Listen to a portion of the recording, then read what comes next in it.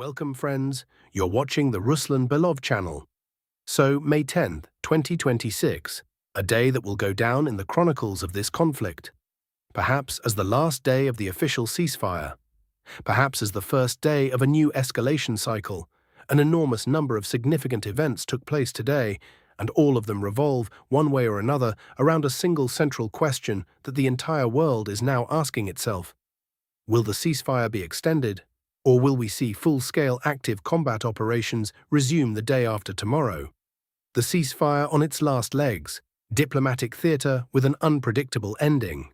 Let's start with the most important thing. Today, on Western predictive platforms, Polymarket in particular, special betting markets appear dedicated to the timeline for ending the Ukrainian conflict. And notably, a significant portion of Western segment analysts are now placing bets on the war ending before the close of 2026. That's telling in itself. A year ago, such forecasts were considered fringe. Today, they're mainstream among people who are genuinely tracking the rhetoric of both sides. And there are concrete reasons for this sentiment. Putin today made a statement that, by diplomatic standards, is about as unambiguous as it gets. He publicly invited Zelensky to come to Moscow for direct talks. No intermediaries, no preconditions, no lengthy procedural back and forth. Come and sit at the table. Moreover, the Russian president stated outright that in his assessment, the conflict on Ukrainian territory is approaching its resolution. It almost seemed like the moment had arrived. That historic juncture where the parties could take a step toward each other. But the devil, as always, is in the details. Zelensky rejected the invitation, not the idea of meeting Putin. He didn't rule that out entirely. He rejected Moscow as the venue. I'll meet anywhere, just not in Moscow. That's the essence of his position. One might frame this as a procedural objection, were it not for the political context. Ukraine right now is entirely dependent on the European Union's stance on negotiations, and the EU categorically neither believes in nor wants negotiations at this point.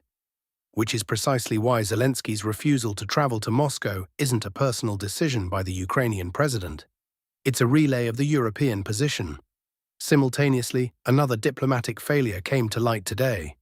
Putin had previously expressed the wish that Gerhard Schröder, former German chancellor, a man with decades of personal ties to Russian leadership and someone who could theoretically serve as a genuine bridge between positions, represent European interests at the negotiating table. Europe killed that idea outright. Germany and several other European countries officially declined. Schröder will not represent Europe. Full stop. What does this all add up to? It means that despite all the conciliatory rhetoric of the past 48 hours, not a single key procedural threshold has been crossed. There is no agreed venue, no agreed composition of participants, not even a basic consensus on who should be sitting at the table in the first place, which means the ceasefire, in all likelihood, will not be extended. And as of May 12, 2026, combat operations will resume in full force. Although, and this needs to be stated separately, the situation is shifting rapidly. Zelensky has demonstrated on multiple occasions in the past a remarkable ability to reverse his position by 180 degrees overnight via a new executive decree. That cannot be ruled out. But counting on it would be unwise. Meanwhile, the Ukrainian side is publicly disseminating intelligence indicating that during the ceasefire days, Russian forces have been actively regrouping on the Zaparisia section of the front. The triangle of Berdyansk, Tokmak, Melitopol is the focal point. Large columns of armored vehicles and transport are being observed moving toward the line of contact. The picture suggests that Russian command is using this pause as intended, not for rest, but to bring up forces ahead of what is expected to follow after midnight on May 12th. By all projections, the expiry of the ceasefire will be immediately followed by a massive exchange of strikes. Hundreds of missiles and drones from both sides. Only after that opening salvo will the ground movements begin. The movements that all those columns have been massing for. Zaparisia. Territorial trade-offs and the logic of the summer campaign. Moving to the front line, we'll start in the south, Zaparisia Oblast, where an interesting, almost paradoxical picture is taking shape today. On one hand, a local success for Ukrainian forces. In the area of Primorska, the AFU, Armed Forces of Ukraine, managed to push Russian units out of the majority of the settlement. This is confirmed by multiple sources. Ukrainian command is making active use of this success in the information space, understandably so, given the need for at least something positive in the reporting. But right alongside that comes the harder reality. AFU still cannot take Stepnogorsk. Ukrainian forces have been hammering away at this settlement repeatedly, and each time, no result. The Russian army holds Stepnogorsk with confidence, and AFU attempts to approach from the direction of Pavlivka, aiming to wedge into the eastern flank of the Stepnogorsk defenses, are also yielding nothing. On the other hand, on the eastern sector of the Zaparisia front, the initiative today belongs entirely to Russian forces. An important update has come in regarding Verkhnya Tersa. Russian units advanced deeper into the settlement, and fighting is now reportedly taking place in the area of Centralna Street. This means the eastern group of forces continues its methodical dismantling of what is now the second-to-last Ukrainian defensive line on the road to Orikhiv. Looking at the overall picture, a strategic trade-off emerges. AFU concentrated their efforts on Stepnogorsk, attempting to recapture a handful of villages and generate the appearance of offensive momentum. But while they grind away there, Russian forces continue to envelop Orikhiv from the flanks. By all indications, the city will face an encirclement threat this summer. That said, to be honest about Russian limitations, available manpower for a rapid thrust deep into Zaporizhzhia Oblast along the Kakhovka Reservoir appears for now insufficient. Until the front line here is straightened and the Orikhiv knot is definitively resolved, speaking of an operational breakthrough would be premature. Luhansk region, a closed chapter. Now, the news that regular viewers may have been waiting for. On May 9 and 10, video materials were published that definitively settled all remaining questions about the Luhansk region. A reminder of the context.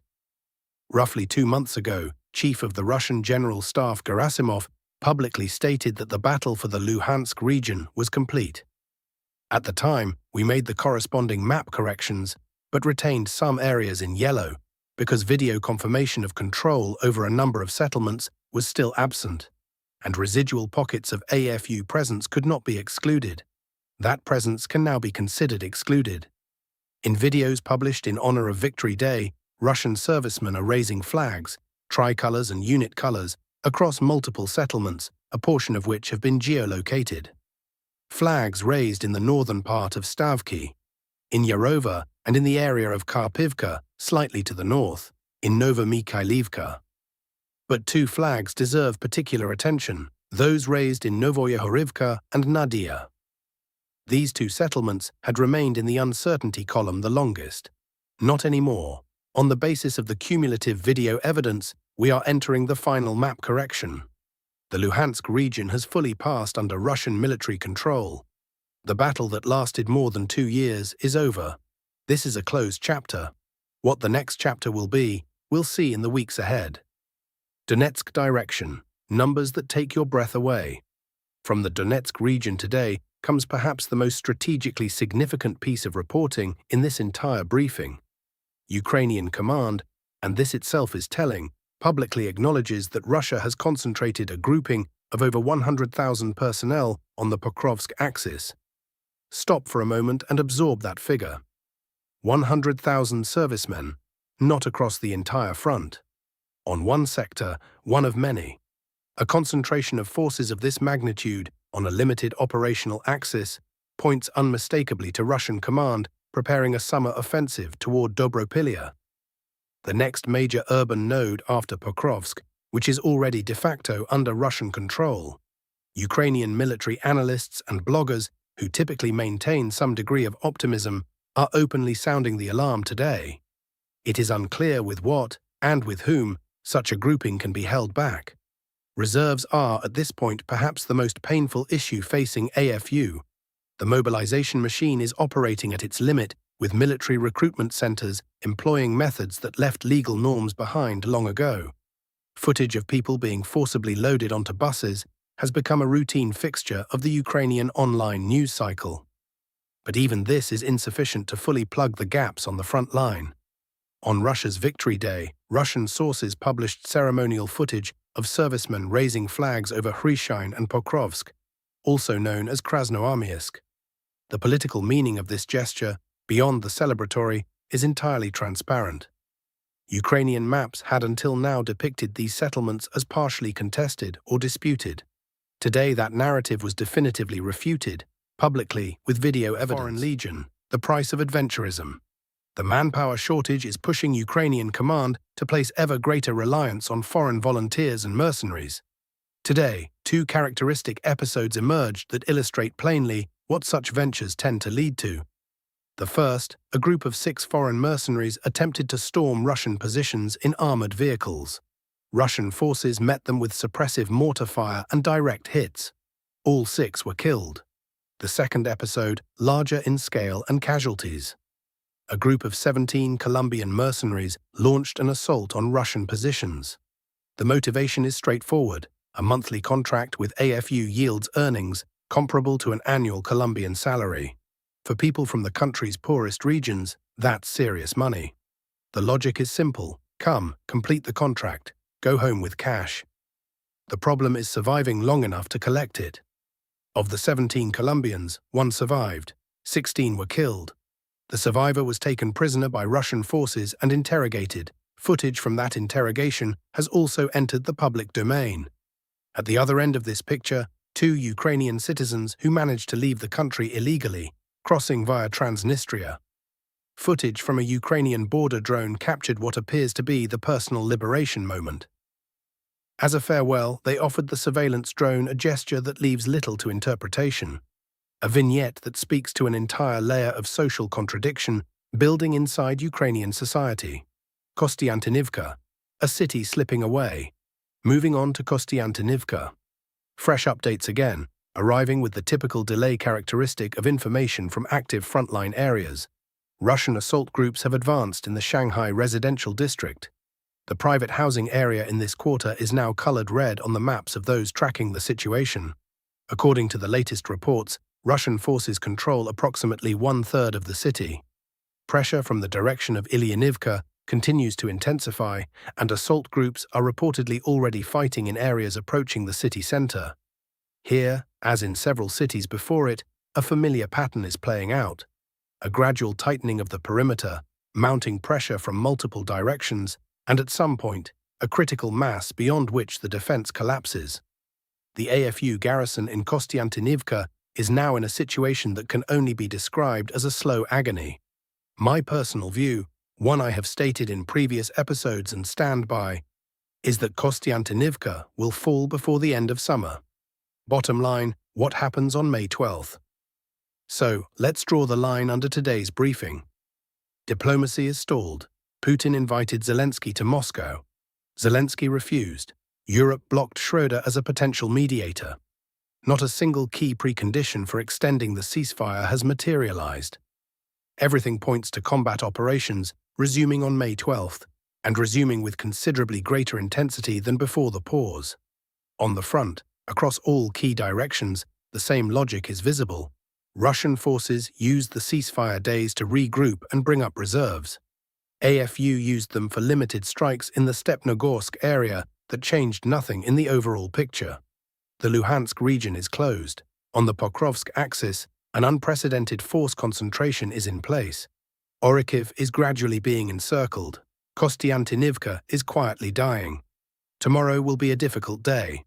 Expect a large volume of statements, likely mutual accusations of ceasefire violations, and almost certainly the first strikes in the late evening hours of May 11th. At midnight, full resumption of the war. We will watch, we will analyze, and we will tell you the truth.